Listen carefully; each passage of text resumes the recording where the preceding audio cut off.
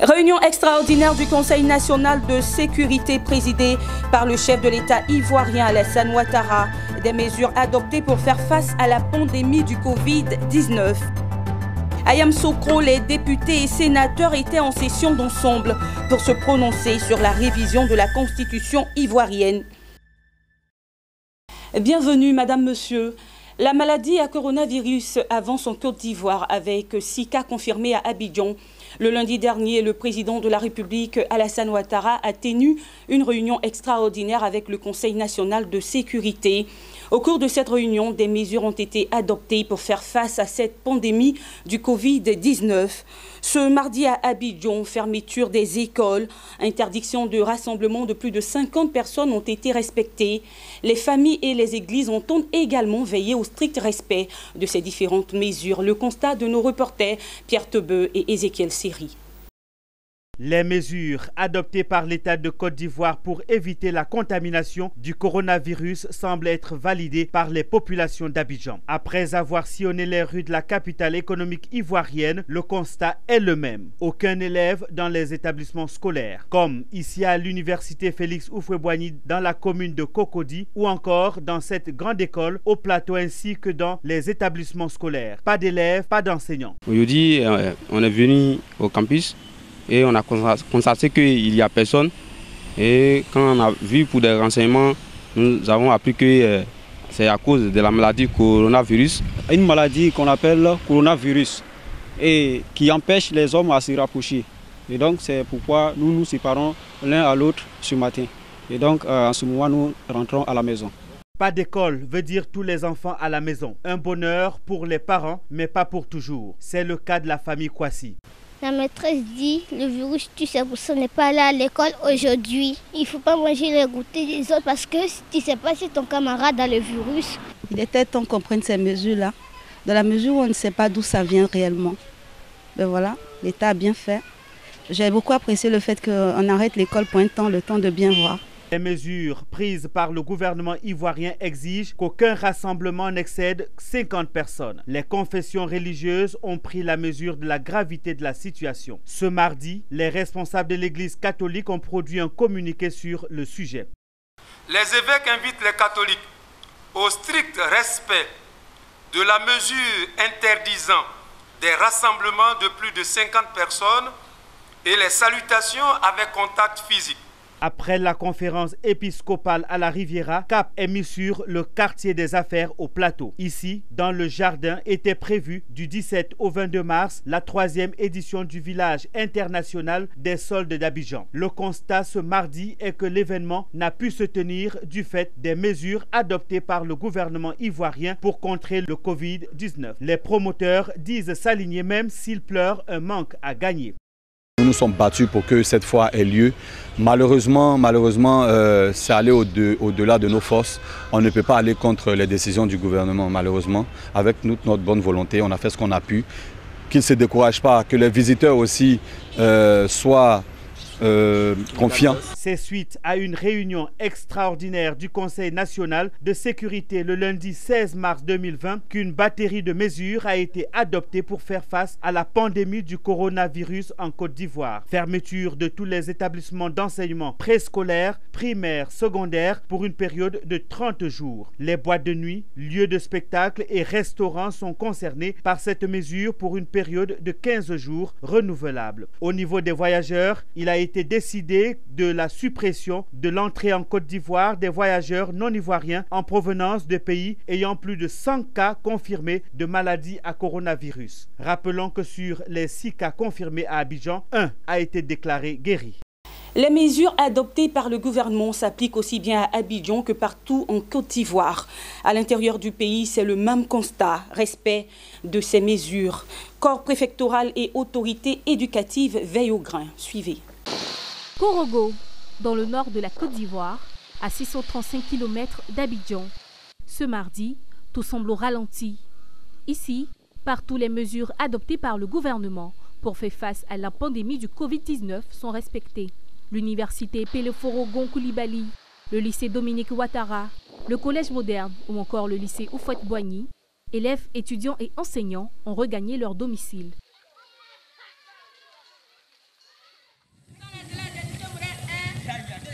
Même ambiance à Odiéné, à près de 900 km d'Abidjan, dans le nord-ouest du pays. Les écoles primaires et secondaires sont restées fermées ce mardi.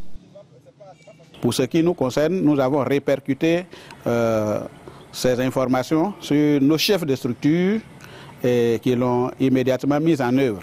Ce matin même, je leur ai envoyé des messages pour dire que la mesure décrétée est exécutoire. Donc, moi-même, j'ai fait le tour des écoles. J'ai constaté que c'était fermé. Je suis allé jusqu'au CAFOP et j'ai constaté que la mesure est respectée. On a libéré par rapport au coronavirus et on en a pour 1 mois à passer à la maison. Par la même occasion, nous allons quand même dire aux parents de faire ce suivi-là à la maison, de ne pas laisser les enfants vraiment divaguer. Parce que, comme on l'a dit, ils peuvent aller contracter la maladie dehors pour venir contaminer les autres à la maison. Et donc vraiment, il faut que les parents prennent leurs responsabilités. À Boaké, dans le centre de la Côte d'Ivoire, les établissements d'enseignement primaire, secondaire et universitaire sont également restés fermés. Le personnel soignant, lui, est en alerte maximale. Donc c'est pour vraiment rassurer la population que toutes les mesures sont prises pour que s'il y a un cas, mais il n'y a pas encore de cas à Boaké, mais que s'il y a un cas, toutes les mesures sont prises pour prendre en charge efficacement ce cas et en toute sécurité, en sécurisant la population. Je pense que c'est une décision salutaire. Voilà, et comme vous le voyez, je suis bien devant chez moi. Ça veut dire que, oui, à la maison, ça veut dire que maintenant s'éloigner trop de chez toi, c'est pas trop recommandé. À Mans, dans l'ouest montagneux, tout est mis en œuvre pour faire respecter les consignes du gouvernement. Le président de l'université de Mans, Koulibaly Lassina, a même pris des cars à la disposition des étudiants pour sortir de la ville et regagner leur famille.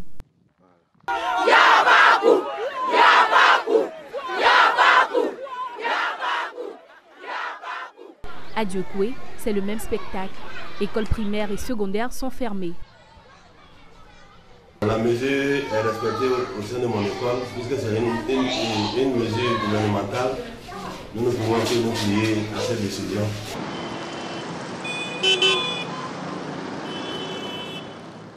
Dans la ville balnéaire de San Pedro, certains élèves se sont vus refoulés ce mardi. Nous sommes rendus compte en arrivant que plusieurs de nos élèves étaient là, n'ayant pas l'information venant du gouvernement. Donc sur le champ, nous avons intimé l'ordre à ces élèves-là de repartir chez eux. Et vous pouvez faire le constat vous-même, tout autour de nous, il n'y a plus personne, tout le monde est rentré comme l'a souhaité le gouvernement. Dans le Bassa-Sandra, les mesures sont tellement suivies, rassure le directeur régional en charge de l'éducation nationale. Dans les services, au niveau des bureaux, dans certains bureaux, il y a 2, 3, 4, 5 et même peut-être 6 agents. Nous allons mettre en place une forme de disposition de permanence. C'est-à-dire quoi? Au lieu de 6 personnes en même temps dans le bureau, nous allons mettre 2 ou 3 par journée ou par demi-journée. Et dans chaque service également, nous allons mettre de l'alcool hydraulique pour le visiteur qui va arriver. Le constat d'ensemble en Côte d'Ivoire est une prise de conscience des organisations formelles et des autorités décentralisées. La sensibilisation doit se poursuivre afin qu'une appropriation totale des populations puisse se faire. Rendons-nous à Yamoussoukro, dans la capitale politique de la Côte d'Ivoire. Ce mardi, les députés et sénateurs étaient en session d'ensemble pour se prononcer définitivement sur la révision de la Constitution ivoirienne. Eh bien, c'est chose faite. La Constitution a été modifiée par les 2 chambres en l'absence des élus minoritaires issus des partis de l'opposition. Le vote par scrutin secret a donné 246 pour et 2 contre. Le point avec Charles Kouakou et Zeynab Dosso. Le président.